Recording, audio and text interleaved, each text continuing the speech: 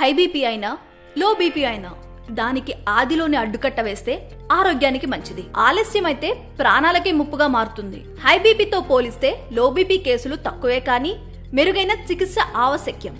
అసలు low BP అంటే ఏంటి, దాని లక్షణాలు, తీసుకోవాల్సిన జాగ్రత్తలేంటో తెలుసుకుందాం.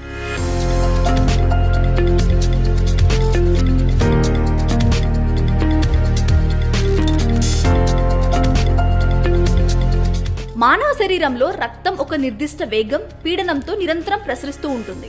ఈ పీడనాన్నే రక్తపోటు లేదా బ్లడ్ ప్రెషర్ అంటారు.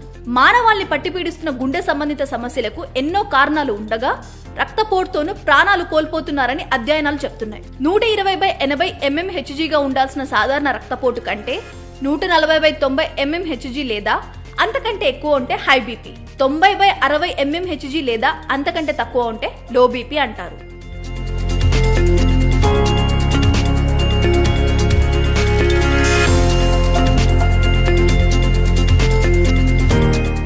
లో బీపీ ఉన్న వారిలో నిరంతరం తలనొప్పి, ఆకస్మిక మైకం, మెడనొప్పి, శ్వాస ఇబ్బందులు, ఒక్కసారిగా చెమటలు పట్టడం, అలసట, కళ్ళు తిరగడం, తరచూ వాంతులు వంటి లక్షణాలు కనిపిస్తాయి.